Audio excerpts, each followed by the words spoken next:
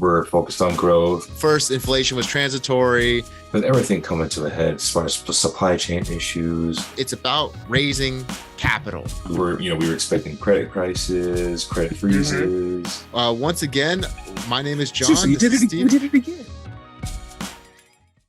All right. Thank you for joining us again here on the Middle Class Macro Podcast. My name is John, joined once again by my business partner and good friend, Steven. Today, we're going to be going over a couple of things that are affecting middle class families the most. Automation, taking away jobs from your average person, from doing most manual labor to even, low level service level jobs, as well as the current nursing shortage and strike that's going on, and how that's affecting us being one of the major employers of middle class people who actually make a decent wage and get overworked greatly, honestly. But those are going to be a couple of topics we cover today. Steven, I know that we've been talking a lot about automation. Automation is a really big thing that I think is people are overlooking. The more I go to different grocery stores, fast food, I'm seeing more and more self-checkout, kiosk type stuff. It's definitely becoming a lot more common. I don't think people are ready for, especially the people who work those jobs. I don't think they realize that there's not something else to pivot to. That's going to be a pretty big hindrance to a lot of people. Oh yeah, I mean, they weren't really ready for it because when it first started out, fucking machine learning, they're they're accomplishing simple tasks and they couldn't. It was very hard but now it's gotten to a point where they can accomplish even the most complex tasks. Right. Which is so it's it's gotten and so it's how do you pivot from that? Because if a computer is going to be able to accomplish any complex task, what can you turn to really? And that's that's the thing that you really have to figure out if you want to be able to I won't say beat it, but I guess work alongside it. Yeah, because you got to find something to do. You don't want to be the person who's it can only survive based on say government assistance or a handout of some sort. I don't look down upon that at all, but I'm saying that's definitely not the situation that anyone wants to find themselves in, because you're at the mercy of something that's outside yourself. And a lot of people are finding themselves having more and more difficulty finding jobs, especially quality jobs. And the non-quality jobs that people are stuck in right now, it becomes a problem of, if those are going away and you're obviously not finding the jobs that are paying you well or have meaningful work, what do you do next then? What happens to the mass of people, especially say the millennials and Zoomer generation, who I think are suffering from this probably the most? Oh yeah, because they're basically they came into this just when this is starting to peak. Well, it's not even at its peak, it's starting to peak. It's going to peak within the next 10 years now, and by the time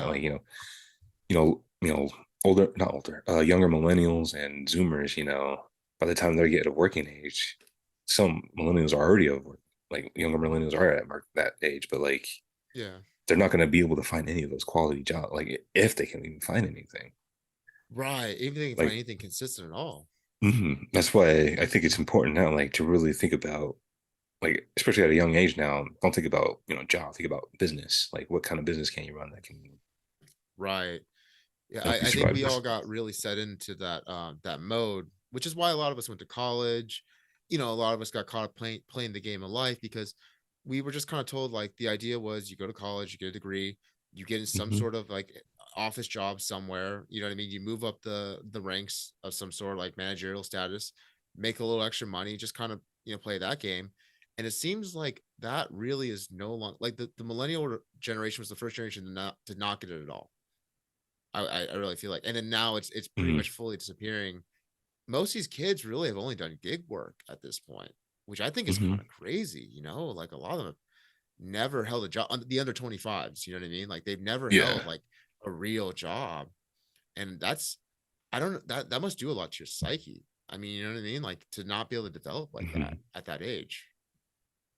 Yeah, because it's either gig work or some form of social media work, whether it's Twitch streaming or doing YouTube or whatever. So the influencer, when you're hit with having to possibly do labor or something, it's got to be almost a culture shock type of feeling to it for them, or it's fuck, I actually have to put in some effort to do something.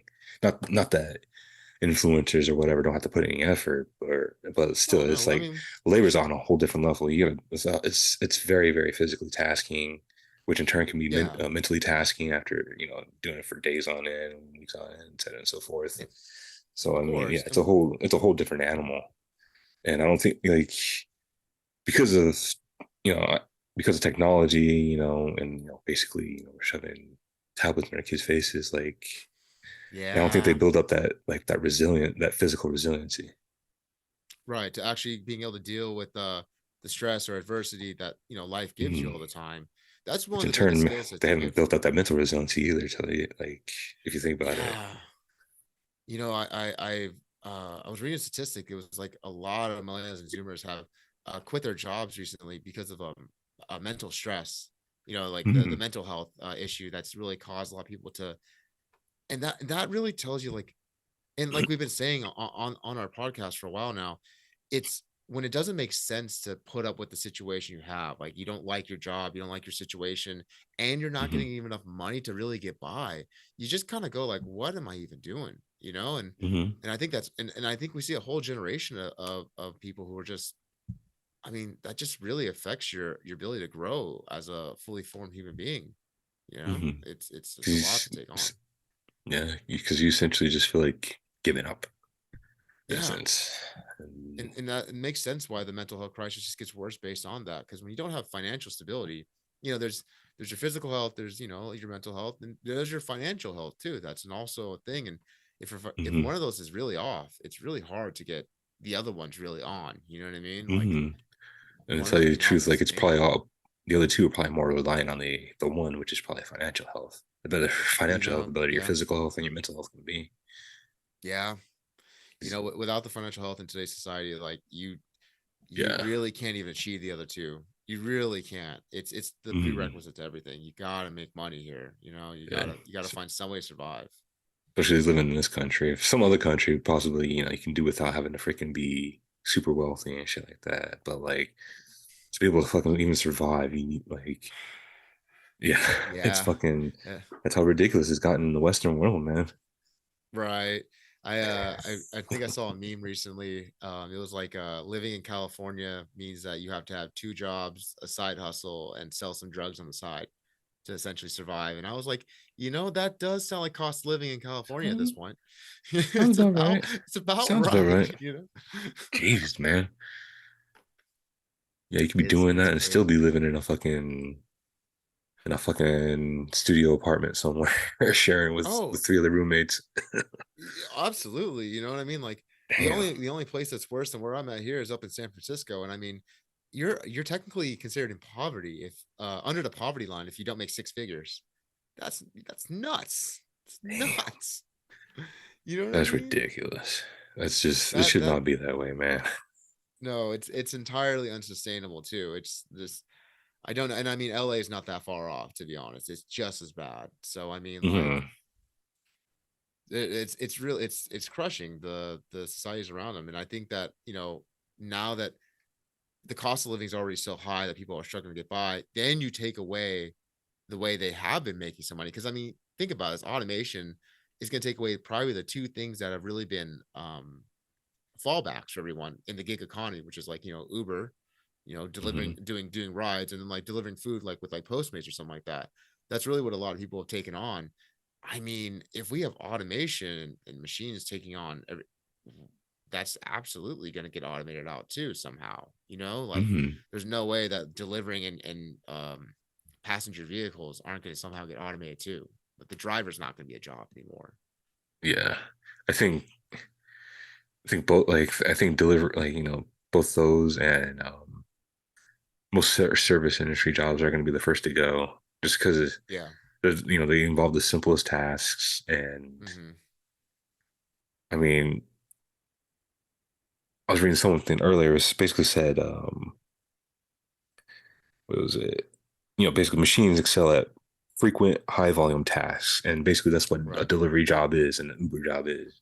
Exactly. So And I mean, deep down, yeah, and we know that's coming. It's just if that's what most people have as their option nowadays, then what? It's I mean, we were even talking too.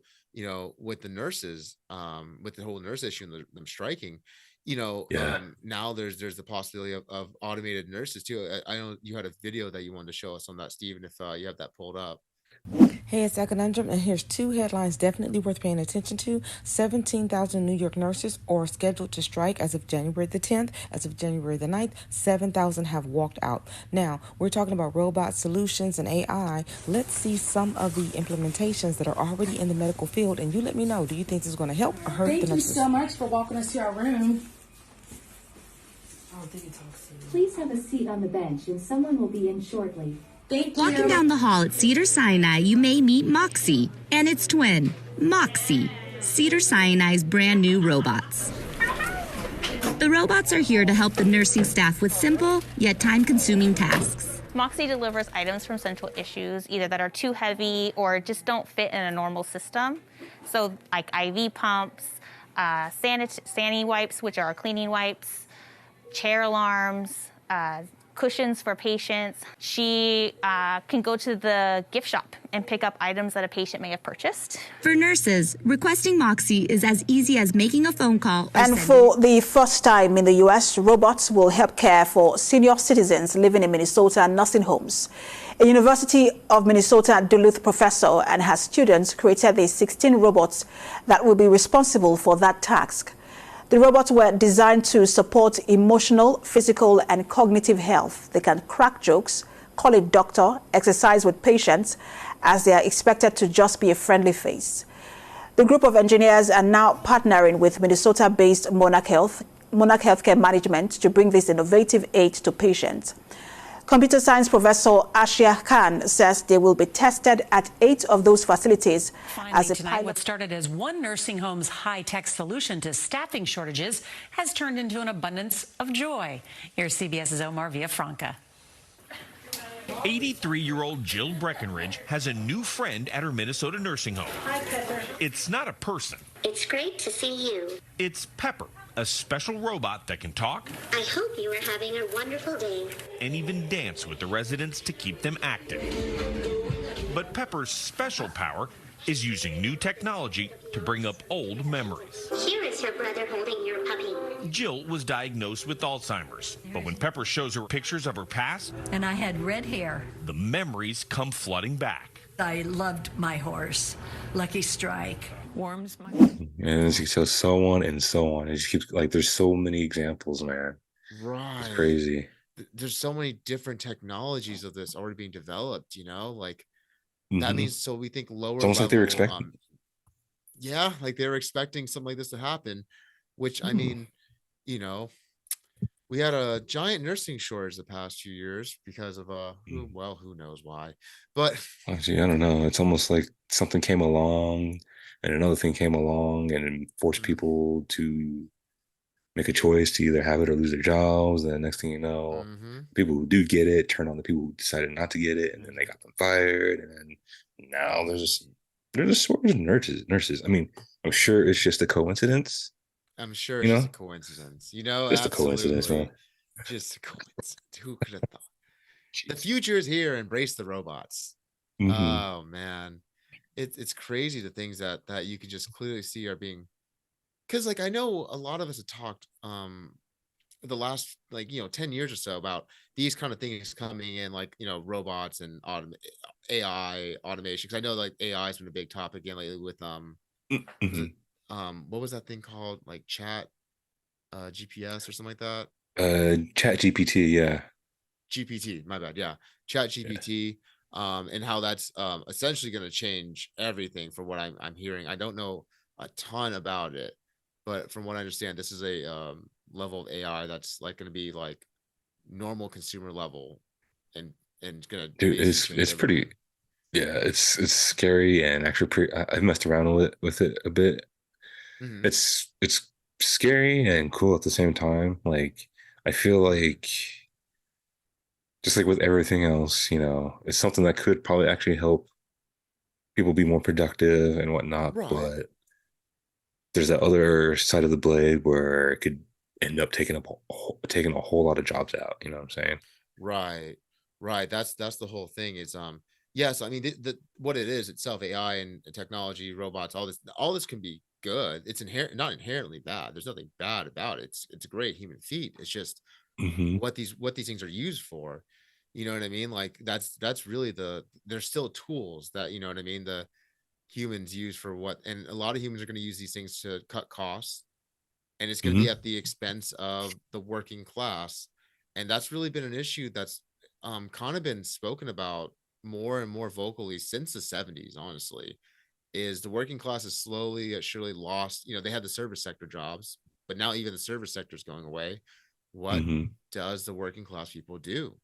Like how do they contribute to society, or find their purpose in life, or even able to like exist within the system if they're Yeah. not able to do anything?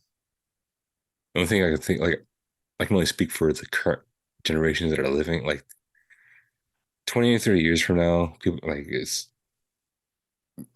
gonna be screwed. But like I feel like for now, it's gonna be like a return of the blue collar jobs, the plumbers, the Yes, HVACs, yes, you know what I mean? absolutely. That was something I was just talking to my roommate about the other day, when we did a grocery run, and I was mentioning to him how, honestly, like I know you know this about me, Steven. I have no ability to cook. Cooking is not a skill set that I possess at all. Yeah. And I talked to him about how he does, and he was saying that, because less people are cooking too, they don't know how to shop as well. They don't know, it's a Hmm. skill that's not being passed along. And then we started talking about, like, yeah, that's exactly with all the trades, because I know that right now a lot of people, a lot of boomers run all the trade companies, and they do all the you have a plumbing issue, you're probably getting a boomer that's coming out there realistically, or Hmm. a Most boomer's likely, yeah. company at least. And Yeah. it's like our generation didn't take on those skill sets, they could be lost. I know we have Hmm. like these robots, these automations that can do these things, but is that going to be for the common person, or just for the 1% well off, or even top Hmm. 10% of society that's going to have these automated machine life, and then the rest of us will have, I'm not really sure. I have a feeling that Yeah. this won't be for the masses. Yeah. Which probably would mean like if someone were to possibly go into the trade right now, or even like, boomers are going to be retiring over the next, what, um, Uma should have over the already been next, retired, to be honest, for yeah, the well, they've most started part. retiring, but like it's going to be going on for the next 15, 20 years. So, I mean, you could, Yeah, you could have an opportunity to buy a boomer's, blue collar their company, business. plumbing company, or Yeah, HVAC business or something like that. honestly, So yeah, that would the be opportunity a great will move. will be there over the next few years. Hopefully, you just got to really have to open your eyes, be open to it. Yeah, Otherwise, it's just gonna pass you by, and you're gonna be wondering what the fuck, and yeah, and then like, what do I it's do not now? your And then fault. if you miss this wave, yeah, this is going to be a big moment where I think people can pivot if you just can accept the fact that, like, the cushy middle management office job is probably going away. The HR department is going away. People aren't going to have the same kind of roles that we've had probably for the last few generations, and kind of embrace a more traditional work mindset. I think a lot of people are gonna find success. One of the things that I finally, I feel like this is almost like me kind of growing up in a way, and like letting go of my rebellious teenager years, but I'm finally starting to embrace the locksmithing industry, which my Hmm. parents do. Of course, my problem was, I don't want to do what my dad does. You know what I mean? I want to be myself and do my own thing. And now that I've Yeah. gotten to the stage, I was like, that's actually a pretty good skill set to have. It's not a bad way to make a living, make some pretty good Hmm. money, honestly, too. Yeah. So That's when it just comes um, from doing it your own way rather than doing yeah, it your dad's way. You gotta separate yourself yeah, from how your parents did it. that was really the problem is Oh yeah, you were see telling that, me and I that. think a Yeah. lot of people are going to find that with trying to buy boomer businesses, is that a lot of the baby boomer generation, they have really been dragged into the modern era of technology. Like, they Hmm. did not want to do any of this stuff. The word Yeah. QuickBooks to them, it's just like, you know what I mean? So a lot Like of them my might have dad, of not course, even is not trying updated to, their business to meet those standards or whatever. So like if you were to hmm buy those businesses, you could fare better than how it did before if you were to update, your absolutely good. processes and stuff like that, and go more modern, and you know what I mean? and I think that's what people have to really realize is that because even though we're a generation that uses a lot of technology, and we have access to all kinds of modern tools and whatnot, most of us are lazy. Most of us don't want to build anything, and would say people our age at least. Most people don't have the work ethic to really build something, and to take over a boomer business, it's like, yes, you'll be able to run what they run. So now you have to do that, and then you have to expand upon it and build something that's modern with it. And that is no small feat. You know what I mean? All because you understand a lot of things does not mean that is no small feat. There's a lot of work that has to go in to get all that in place and actually running right. Yeah, but it's probably a lot easier than starting from scratch because yes, you know what I mean. as someone that is starting a business from scratch, it has been the most challenging thing I've ever done. Yeah, the phone calls I get from people sometimes are ridiculous.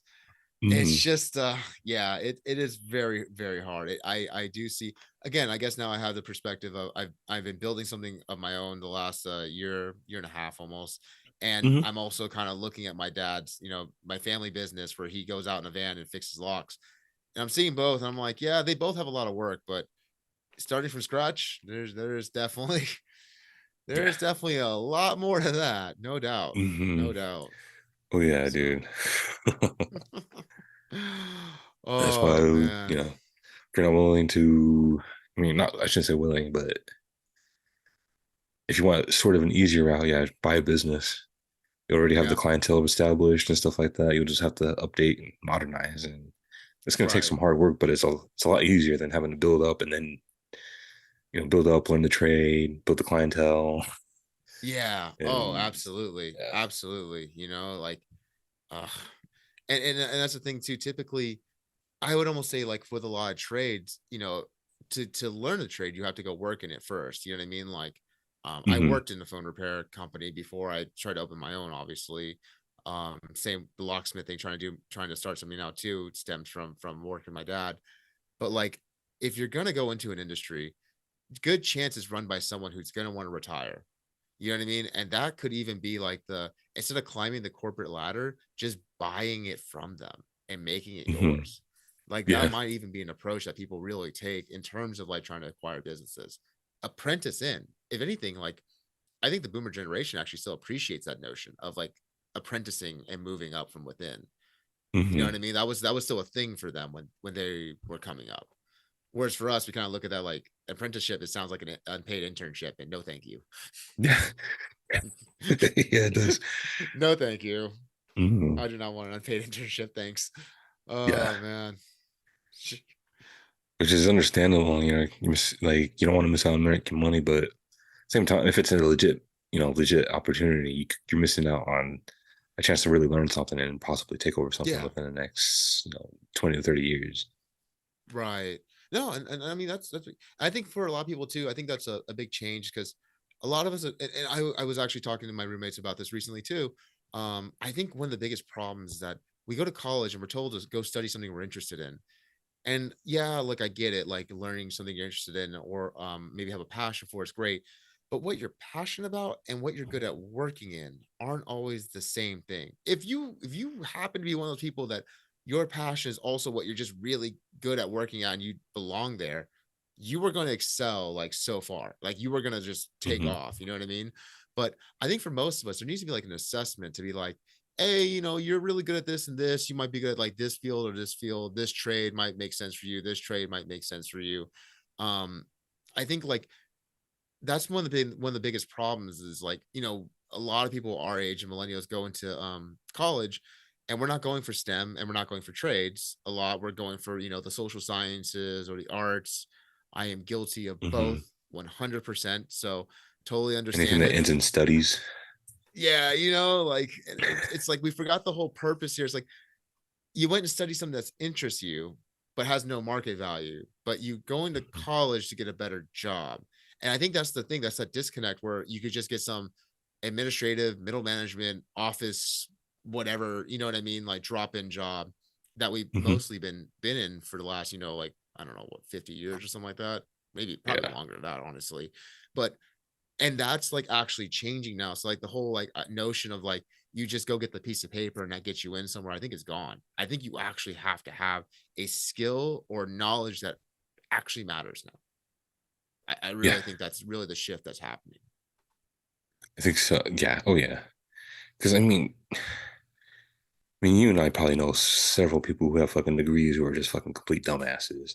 But we also know people who never even went to college and they're fucking like utter and complete geniuses. Yeah. I know some people who are also dropouts or who chose not to do college, and they make a lot more money than a lot of people I know who did go to college and put in all those years, so there's no correlation to that, you know what I mean? And it's unfortunate, but intelligence is not necessarily what determines success.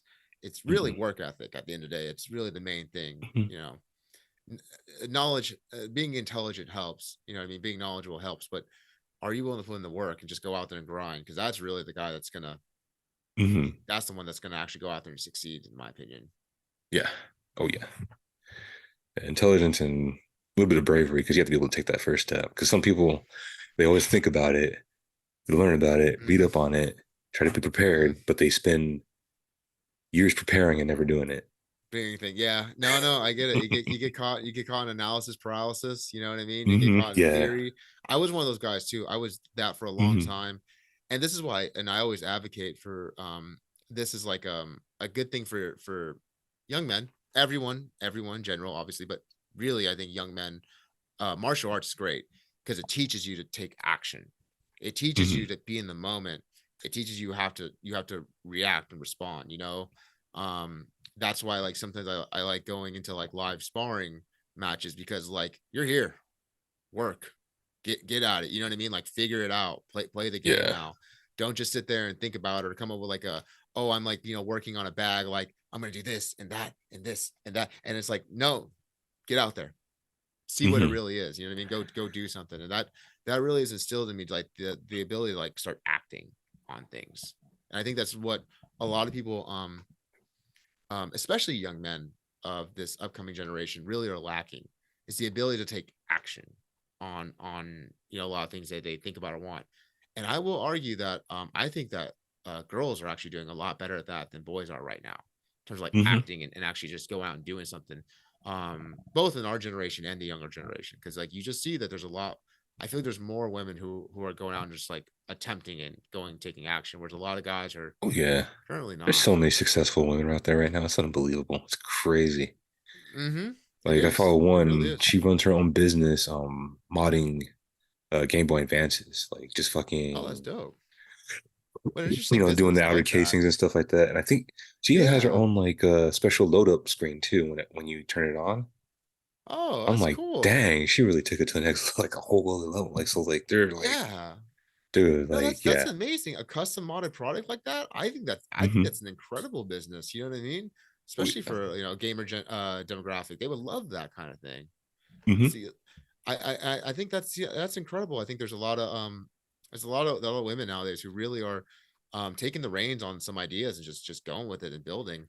And it's more than just content creation. It's a lot of different businesses, and I think that's a good thing. I really do. Yeah, I think the internet really had a hand in helping with that, because they've always been into doing like crafts and stuff like that. Yeah, that's true. And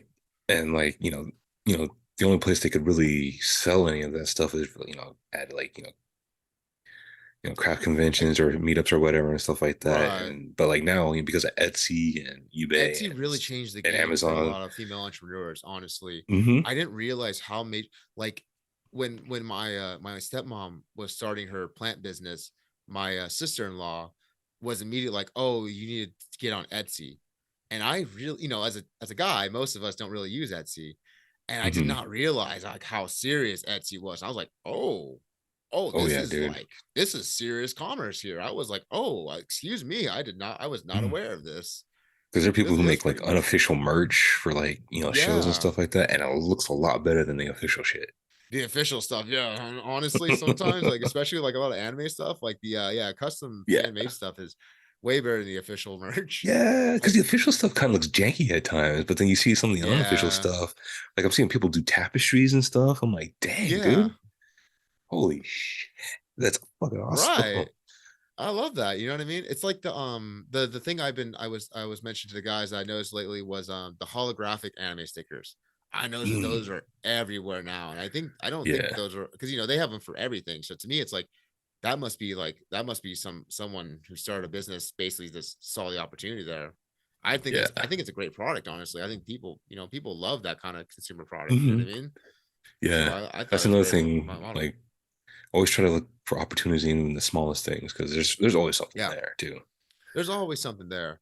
Yeah. I think it's important to have something that's more core and stable to like a necessity, which is why I like locksmithing, I like phone repair because it's a Hmm. necessity. Like I need to get this done, but there's nothing wrong with also having something that's more of a consumer or a non-necessity. More of like a want Hmm. based product too. I do Yeah. think it might be a somewhat dangerous time to rely on that entirely right Hmm. now. I do think sorry, excuse me. I do think that during this economic downturn, people are I mean, like, look at the price of eggs. Like, I'm not gonna have time to I buy, paid $8 bro. I'm saying for a fucking though, 12 pack. yeah. And they're starting to limit people now on how many cartons you Mm-hmm. can buy. I was like, Mm-hmm. fuck. I went to buy chicken breast. Like, there's like only like, yeah, dude. Yeah, there's a chicken shortage basically. Chicken and egg shortage. Yeah. It's crazy, dude. It's crazy how much is skyrocketing. I go to Costco and they're literally sold out of eggs there. And I'm just like, I can't even get eggs sometimes. I'm just like, man. Hmm. So like as things like this get crazier, that's the only real problem with selling, like, because I know like the millennial generation loves to buy anime and video game merch and stuff like that, Yeah, but yeah, like we do. if you gotta put your money all in buying eggs and milk, like you're I'm not buying merch, Hmm. I mean, Yeah, it's you're about, yeah, what it exactly. is. So Oh yeah, it's yeah, yeah, dude, it's fucking.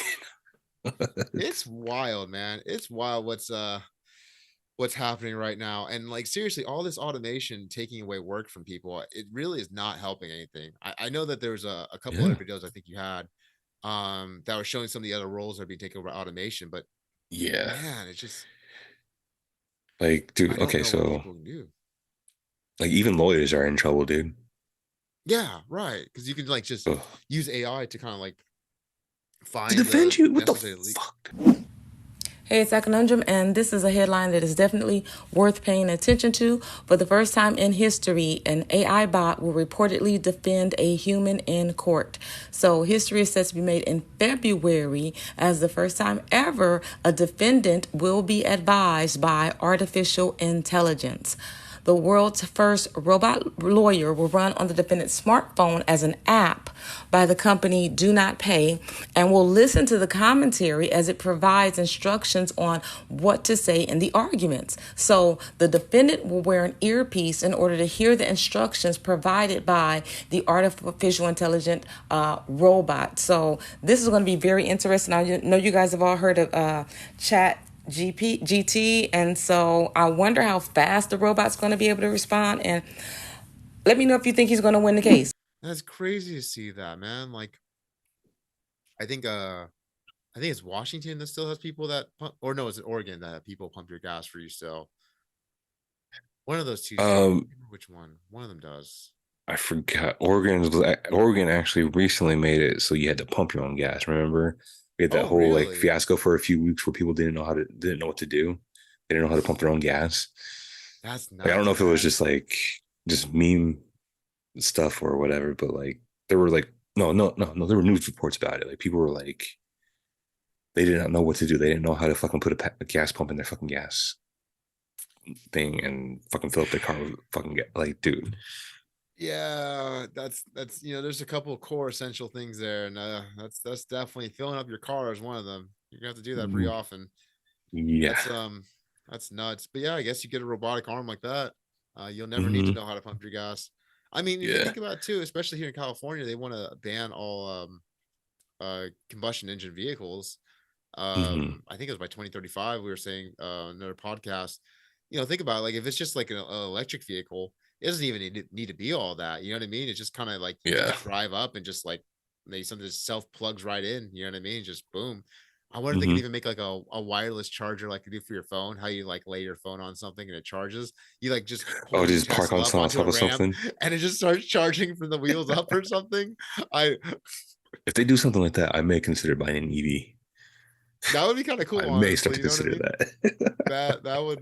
That would kind of be a incentive right there. Yeah. It's so funny. But yeah, Oh dude, man. like even the automation thing, like it's even affecting the gaming industry in Vegas. Like Hmm. I was Oh fucking really? oh yeah, dude, I was hearing somewhere. Let me see. Where is it? Oh, here it is. Um about 49% of Vegas workers are at risk of automation. 49%. So Yeah. basically everyone on the casino floor, I'm assuming. Just about, yeah. Like gaming I guess. dealers, they're at 90, Yeah. there's like a 98% probability of them being automated completely. A To 98% be completely probability. honest, yeah. There really Like is nothing it's on the casino floor I could think of that really needs to have a person there. Other than the fact that I would imagine the reason you're gambling is actually like the interpersonal communication sometimes when you go to these like tables, but mhm. I guess not really. I mean, I know our generation doesn't even gamble nearly as much too, but that's kind of crazy, man. Like everything's just gonna be an automatic, blackjack table, or the there's like gonna be like a little like hand that like picks up the ball and drops it onto the roulette, and it spins or whatever. Yeah. I have a lot of trouble actually trusting games at that point if there's like zero human element. You know what I mean? Like if it's fully automated or fully AI, it's like, and the house is designing things to win. It's just like, come. Yeah, I mean, I guess at that point, I don't really trust a slot machine either. I'm never put money into one assuming I'm going to win anything. So kind of the Mhm. same thing at that point. Yeah. Oh, but guess what? It doesn't list in there either. Banking jobs are at risk too. Really? Yeah. So they're saying that within the next 5 years, the banking industry is set to lose 100K jobs to automation in the next 5 years. Now, to put that in perspective, the past 11, no, not the past 11 years. In 11 years, from 2007 to 2018, the big four banks cut 300,000 jobs in 11 years. 300,000 jobs. Wow. Yeah. That's massive. And you got to think Hmm. those are probably some people who are getting paid decent salaries there too. Hmm. Like probably, in the high, like at least like the bottom six figure range, most likely. I Yeah. mean, from at least And a 60K lot of those probably. jobs could be replaced within the next 5 years. It's crazy. Just like that, 100,000 of them. It's a faster pace than it. Like it's fucking crazy. It's Like a crazy, lot of people man. think that it's going to take 20, 30, 40, 50 years for automation to completely take place. Like, no, dude, like maybe completely take place, yeah, but like to start taking over, no, like it's starting to happen now. Now, Like you're right seeing now, less yeah. cashiers and more self Hmm. checkouts. You're seeing like yeah, no, it's already happening. Just because it's not happening Right. in your backyard doesn't mean it's not happening. Exactly. No, it's absolutely on the horizon. It's absolutely starting already. It's kind of crazy because then it really becomes like it goes back to that same question, is that people already not keeping up with cost of living. Now they're not going to be able to have any employment. What comes next? What becomes our new system? I know there's a lot of ideological cases out there now for like what comes next, and like UBI being a system, or what Hmm. have you. I don't know what's going to come, but I have a feeling there's going to be a lot more poverty. Yeah, That's really because the one thing I feel is happening. because even if we do implement a UBI, will it even be enough to be able to survive on? Because like Yeah, honestly. for all we know, it could be as little as a grand a month, and like not many people can survive on 12 grand a year. That's like, Yeah, that's you're basically eating top ramen. You mhm. maybe have a roof over your head. Honestly, at 12 grand a year, to me, that sounds like you're living in a car. If you're lucky enough to have a car at Yeah. that point. Yeah. That's serious. Like if you aren't mobilizing to build something right now, which is why we always push, blue collar businesses, or starting something Hmm. entrepreneurial, um, you're gonna get left behind the next 5 years. And it's like I don't want to be like pessimistic to people on that, but if you're not starting something now, like literally not right now, in 5 years, you're just gonna you're gonna be left behind, and it's not gonna be a good situation. Yeah, you're not gonna really have that good of a chance to catch up with the rest of the people who decided to start acting, because like things are just gonna be so drastic when shit hits the fan, like, and it's just gonna be continuous until a new system's put in place or whatever, like they're trying to do. So I mean, exactly. yeah, now's the time to act and fucking always be ready. Like, even if you do pivot now, always be ready to pivot what you pivoted to something else, just because Of course. you never know when that's just going to be like when you're going to become obsolete in what you're doing at that point in time. So it's like always be ready. That's what I'm saying. Like skill sets are going to be important. I know the trades, you know, people think about like automation coming to those things too, to an extent, but like I think there's going to be a human touch to a lot of these situations. Like if you're fixing something for someone, you're going to have machines you work with, but it's probably still going to take a human element for a while. I think it's at least a good option. It's a better option that's available to us right now, as opposed to a lot of other things. You know, don't get me wrong though. I don't know if you're asking what I think is going to be good for 10 years out. I would say probably being a politician. That sounds like it'll still be profitable 10 years from today. Other than that, I'm not quite sure what would be. Yeah. I think the blue collar job, because like all those jobs, like I mean, they could eventually be taken over by AI, but luckily, right now compared to service industry jobs, they contain more complex tasks, Yeah, and more novel situations that like take a bit more of the human brain to figure out. Because like, so I mean, for now, those are safe, but like once this AI starts building up more and more knowledge and stuff like that, like it could get to a point where that job in the industry could be automated completely, but like but for now, like, you know, just relishing the fact that, like, you know, the tasks are so complex that it's going to take a while for it to get that way with those jobs.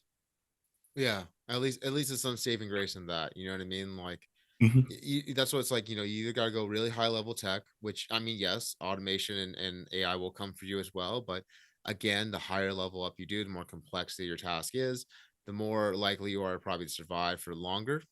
Same with the trades, you know what I mean? But yeah, man, I really have this it's like a crushing feeling of like the world we know is about to go away, and the new one we're about to be replaced with, well, I mean, like, I know the Matrix is getting mentioned a lot now, after Andrew Tate got popular and he popularized the phrase, but it really is kind of becoming the Matrix.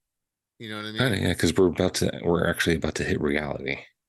Like what we've been going through since after World War II, not reality at all. Like not reality. Middle class is a completely new thing. Like yeah, no, it's reality is gonna hit everybody, and I mean, it's really up to each individual whether that's a good or a bad thing. Like you make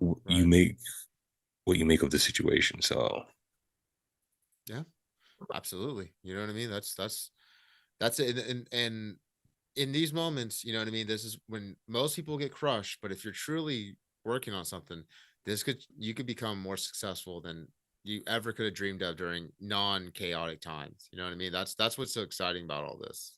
That's what I think, at least. It motivates me to get up and try hard every day, because I'm just like, but I could have a more exceptional life than I ever could have if nothing ever happened, nothing ever changed, you know? Yeah. Oh yeah. Definitely feel that one. And do we have any more clips you want to go over there, Steven? Let me see. I think there was.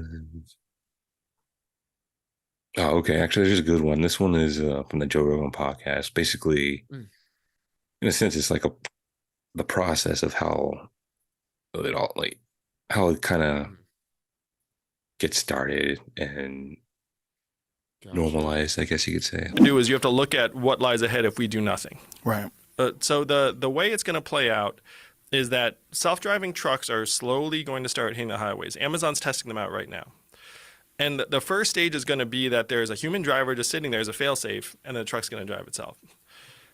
Now, my friends in Silicon Valley are working on teleoperators, which is, so the trucks have right now like a 98% accuracy level, which is not very high because you can't have 2% semi trucks like running into things or like going up the roads. So the way they're trying to get the last percent or so is they're equipping trucks with teleoperating software, which means that a teleoperator in Nevada or Arizona will beam into the truck and just be able to see out the front like a video game. It's like drone operating, but instead it's a truck. And you beam in, and then you just steer the truck and tell the computer is like, I got it from here, and then you beam out. That's what they're working on to try and catch that last bit of uncertainty. So the innovations they're having, and again, Joe, we're talking about $168 billion a year. Like everything becomes possible when you're looking at. Or like you're just in your computer monitoring something that's taking place in real life. That's actually kind of an interesting concept. It very much is like, because so I always kind of felt that way about people who really into Call of Duty. It's like, well, you probably would do well in the military, like, piloting a drone or something like that. You know what I mean? Like, seems like to me like that's, mentally that's already like a place you'd be used to. That's crazy to think of like every like other kind of like work turning into something like that, trucking being something like that. I can imagine customer service being that, a kiosk with like a person who zooms in on the kiosk to someone, if to a system or something like that. That absolutely could be. Think about it, there's been games like, there's medical simulator, garage mechanic simulator, farming simulator. Like, so I mean, in a sense, they've been kind of normalizing it for us already. That's true, huh? Getting our minds ready for it. Oh wow, I can just, instead of just playing a video game, I can play something in real life and make money off of it and get my job. And it's like, whoa, okay. That is crazy to think about. That is crazy to think of work turning into something like that. And I could actually kind of see that happening, because it's almost like they turn communication to, this like social media thing that we do now with, sharing videos of us talking to each other or like, typing. So like, it's not the normal communication, like, but we've fully immersed and changed into the way we communicate now. Now they can do that to work, fundamentally change how work functions and concept. And wow, that's something else, Yeah. Huh. Yeah, dude. Yeah, it's like it's a fascinating thing, but also a scary thing. Yeah, it is. It really is. There's a lot of good that come from it. Like, I mean, I want to definitely use a lot of these resources in businesses I run too. You know what I mean? There's a lot of good, but it's just the human element, I do think, is still essential. On some level, I think that people do tend to like that. But if we just get normalized to forget about that, I think that can be done. I think it can be done within 5 to 10 years. We could just become so normal to not have any human interaction with anything we really do. Like, dude, if you wanted to, you can go into Chat GPT and ask it to like come up with an idea for a website for my phone company, and even write out the code for me, and it'll write out the code for you and like accurate code for like to use, like, big, yeah. That's how, yeah. So that's one of the good things you can use for it right there. If for someone running a business, instead of hiring someone to build you a website or whatever, just go to ChatGPT or something like that. Build me a website, please. Give me the code for it, and it's just right there. It makes sense, because like I know both of us were already using Jarvis a little bit, and that really changed, the whole concept of like you don't have to write things, you just kind of keyword and it just kind of builds it for you. And yeah, this really is making me feel like it's probably a good thing I got out of web developing as like a career path, because the AI is definitely going to be able to replace out a lot of that very quickly. I mean, I always saw, like, at the same time, you could have used it for your web development career. Yeah, this is true. Now I guess I can get back into the game using AI to do the work for me, and just do some side work, take on a few projects here and there. Because think about it, you don't have to put any, like, just type in something in Chat GPT and then fucking wait a few days. Like, here it is. I worked really hard on it. Took a while, but I did it all for you. Did it all for you. I'm here to take credit for things I didn't actually do. I'm open to this. Sounds profitable. That's the American way. It is truly the American way. Oh my God. Oh, that's crazy, man. It's crazy to think how much we're watching fundamentally change before our eyes right now. It really is just like to think if we didn't like make the decision to try to like change things for us, we wouldn't like it would just kind of pass us by, like watching everything. Like we wouldn't even realize it. Like it would just happen and be like, oh, it's like this now. Okay, whatever. Yeah. Like everybody else. You but know, like it does kind of feel like that's where we're at right now. Like a lot of people who've been kind of in a fog or like not. I like how Erica Williams calls them bumper car people. You know, I mean, just bumping along in life and not they don't really have a plan. They're not really paying attention, just kind of bumping around in life. And I feel like a lot of those people are starting to like kind of see a lot of things are changing, you know, in our society. And it's like kind of like people are just barely kind of like, huh, this is kind of concerning. And yeah, they don't realize it's like, no, your the way of life is in danger. Like your quality of life, I mean, is in danger, very much in danger. Yeah. And I don't think people are taking it seriously enough. They think it's not going to be that big a deal, or it's not going to change things, or there'll be some sort of option for them. I'm really saying like, it's only an option if you go build one. Because I'm going to tell you right now, they're not going to give you another easy option when your work and your livelihood is taken away from you. You're not necessary then. That's what seems like it's happening. Oh yeah, I mean, pandemic kind of showed just how expendable people fucking were. Yeah, really kind of lifted the veils off people's eyes for a while there, and just was like, huh, yeah, nothing's guaranteed. Nothing's guaranteed. Nothing. Yeah.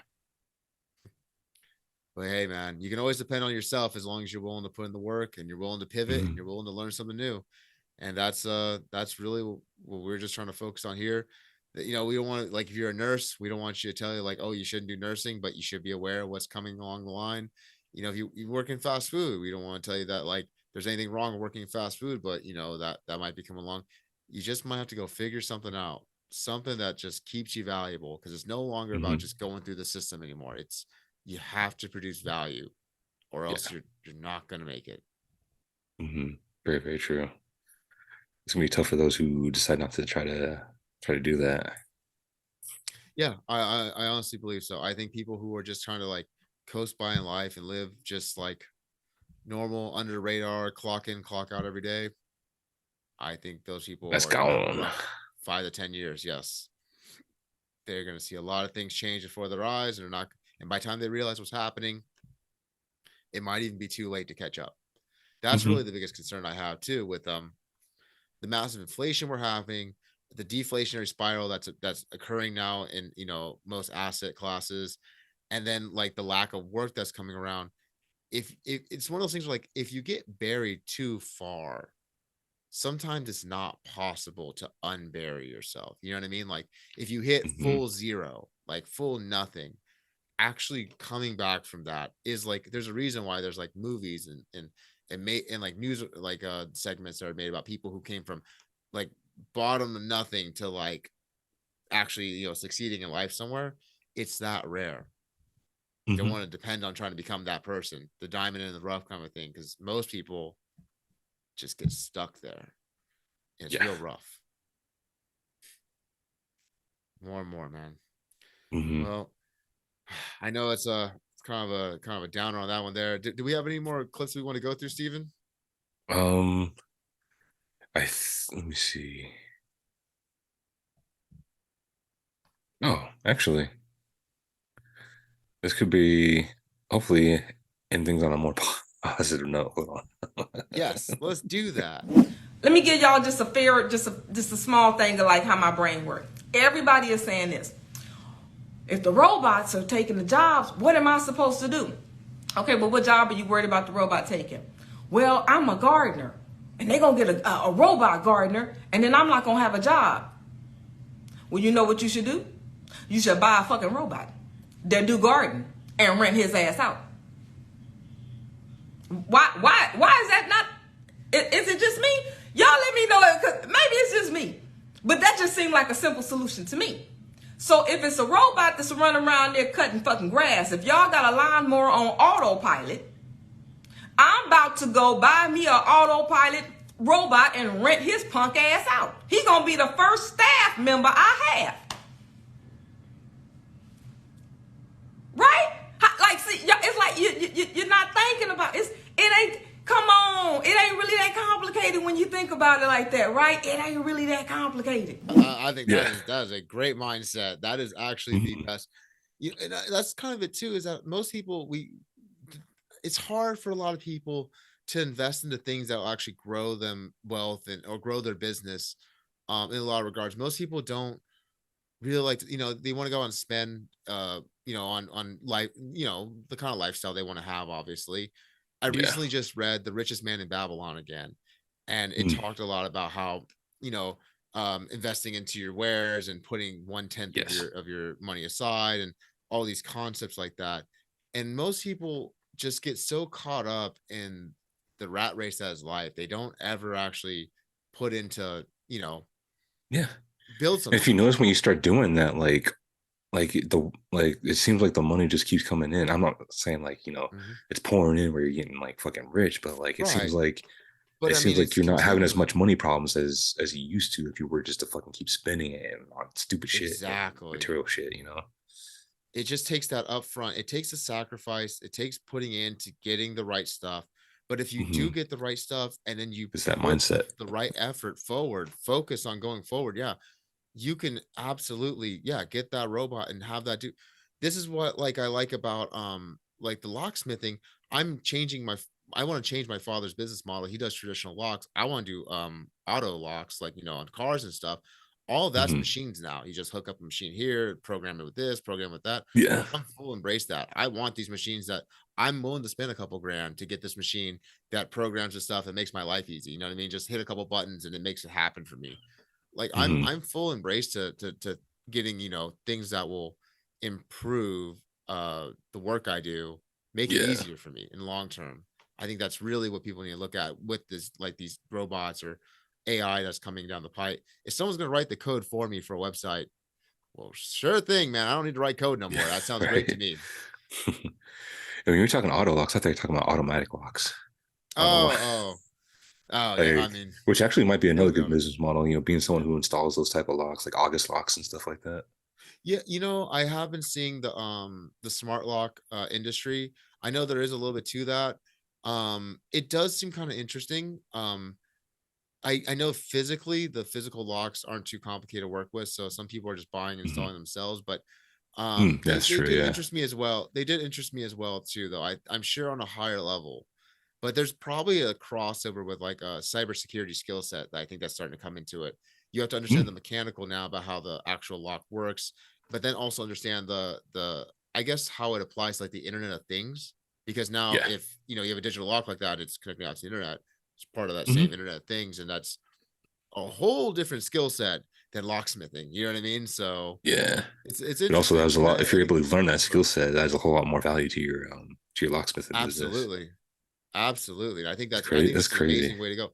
Right, embracing where it's all going to. You know what I mean? Like, go buy the machine that makes the money for you. There's no need to like fight. Don't try and fight it. Like, you don't want to do. The goal was never to do labor. I think we all just got caught up just doing whatever labor we do because we were just caught up living our lives. The pandemic really showed us a lot of things, and it shifted a lot of mindsets. And it should show you now that nothing's guaranteed, and you shouldn't want to be caught in the same hamster wheel rat race, doing it over and over again, routine. You should be wanting to build something that takes care of it for you and buys you your freedom back. Yes, that should be the almost goal, is complete freedom. Main goal. Absolutely. Get freedom is really what matters, because when you have freedom, you get to keep most of your time, and time is the most important thing. When you have more time to yourself, to what you want to do, then you can really fulfill all the other things in life that matter. Yeah, because time is the one thing you can't. You can make, like, you lose money, you can make that money back, but you can't. You lose time, you can't get that time back. Can't get that time back. Absolutely. Absolutely. So to everyone that's listening to us right now, value your time above all things.